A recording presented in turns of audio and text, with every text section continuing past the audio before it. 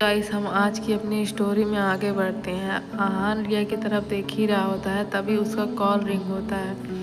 वो अपना कॉल उठाता है तो उसके असिस्टेंट रानो का कॉल होता है। रानो कॉल उठाते ही बोलता है, सर मैंने उस लड़की के बारे में सभी इंफॉर्मेशन निकाल ली है। उस लड़की का नाम रिया है और वो उसके साथ घटी हुई सभी घटना और उसकी फैमिली वगैरह सबके बारे में आहान को बता देता है। आहान को ये सब सुनकर उसके बारे में बुरा लगता है, क्योंकि वो भी अपनी मॉम को बहुत ही बुरी तरीके से खो चुका था। वो अपनी मॉम से बहुत प्यार करता था, जिस वजह से उसे रिया के प्रति सहानुभूति हुई और वो रिया की तरफ जाने लगा। रिया उससे बहुत दूर जा चुकी थी, इसलिए वो कार में तुरंत बैठा और उसे जाकर ढूंढने लगा। उसे ढूंढते ढूंढते बहुत तेज बारिश शुरू हो चुकी थी। बारिश में उसे ढूंढना मुश्किल होता जा रहा था। साथ ही उसे पता चला कि आगे का ब्रिज टूट चुका है। इस वजह से वो थोड़ा परेशान हुआ और उसे फिर ढूंढने लगा। ढूंढते ढूंढते उसकी नज़र रिया पर पड़ी, जो कि उस ब्रिज की तरफ ही जा रही थी। उसने रिया को आवाज़ लगाई, पर रिया ने किसी भी बात का कोई जवाब नहीं दिया। वो बस उस ब्रिज की तरफ चली जा रही थी। तभी आहान अपनी कार से उतरता है और भागते हुए उसकी तरफ जाता है। आहान जब भागते हुए उसकी तरफ जा रहा होता है, तभी उसका पैर फिसल जाता है और वो खुद को संभालते हुए वहाँ से भागते हुए उसके पास आता है और जाकर उसे रोकने की कोशिश करता है, पर वो नहीं रुकती। फिर वो उसका हाथ पकड़ के उसे अपनी तरफ खींच लेता है, जिस वजह से वो दोनों नीचे गिर जाते हैं। नीचे गिरने के बाद की नज़र रिया के चेहरे पर पड़ती है, जिस पर आंसू भी छलक रहे थे, लेकिन डर की वजह से उसका चेहरा पीला पड़ चुका था। वो उसके चेहरे की मायूसी को अच्छी तरह से महसूस कर सकता था। तभी रिया उसके पास से उठती है और फिर से उसके गले लगती है।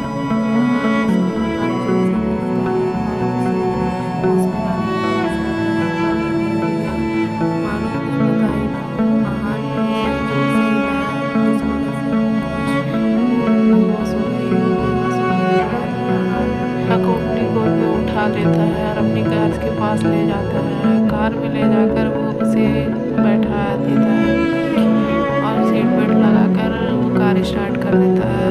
वो कार को सीधे अपने विला की तरफ ले जाता है।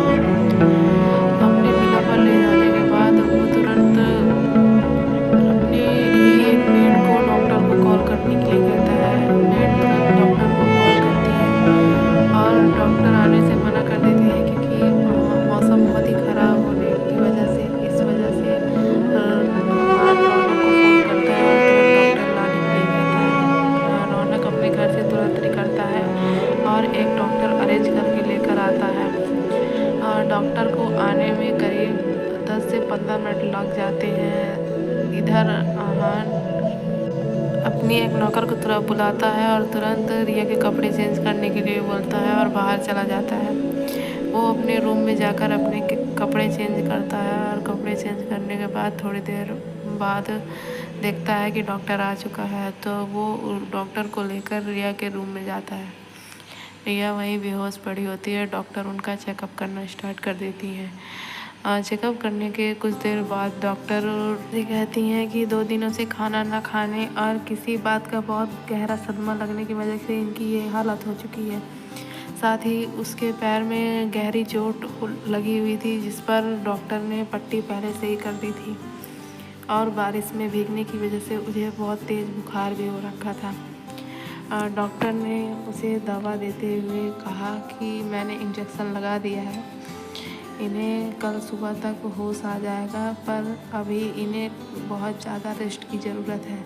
साथ ही डॉक्टर ने रिया को कुछ ग्लूकोज की बॉटल्स भी चढ़ाने को कहा था और चढ़ा कर गई थी। इसके बाद डॉक्टर को आहान थैंक यू बोलता है और रौनक को उसे छोड़कर आने के लिए कहता है। रौनक डॉक्टर को ले जाकर घर छोड़ने चला जाता है। इधर आहान अपनी मेड को रिया का ख्याल रखने के लिए कह जाता है।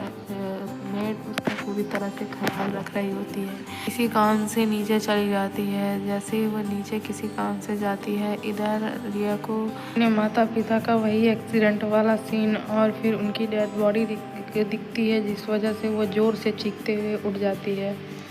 मेड नीचे होने के कारण उसकी आवाज़ नहीं सुन पाती, पर आहान उसके कमरे के बगल में ही था, जिस वजह से उसके कानों में उसकी आवाज़ पड़ती है। इधर रिया तुरंत अपने हाथों से वो पिन निकाल कर बाहर जाने लगती है। तभी आहान कमरे में आ जाता है और उसे रोकता है, कहाँ जा रही है तू? रिया उसकी बातों को नहीं सुनती और पूछती है कि मैं यहाँ क्या कर रही हूँ, कौन हो तुम, मुझे यहाँ क्यों लेकर आए हो? ये कहकर वहाँ से जाने लगती है। तभी आहान कहता है, अभी तुम्हें ये सब जानने की ज़रूरत नहीं है, अभी तुम्हारी हालत सही नहीं है, इस वजह से तुम्हें आराम करना चाहिए। पर रिया उसकी बात बिल्कुल नहीं सुनती और वहाँ से जाने लगती है। आहान उसका हाथ पकड़ लेता है और रिया उसका हाथ छुड़ाने लगती है। हाथ इतनी तेज़ी से पकड़ा था जिस वजह से रिया अपना हाथ नहीं छुड़ा पा रही थी। वो हाथ छुड़ा ही रही थी, तभी अचानक उसे फिर से चक्कर आता है और वो बेहोश हो जाती है। आहान उसे वापस ले जाकर बेड में उठा देता है और वापस से वो पिन लगा देता है और फिर अपनी मेड का चिल्लाकर नीचे से बुलाता है। जैसे ही मेड ऊपर आती है, आहान को अपने गुस्से में देखकर बहुत ज़्यादा डर जाती है। आहान उससे गुस्से में कहता है, मैंने तुमसे कहा था ना कि तुम्हें इसका ख्याल रखना है और इसके पास रहना है, तुम यहाँ से कैसे जा सकती हो? और मेड बहुत ज़्यादा डरी हुई थी।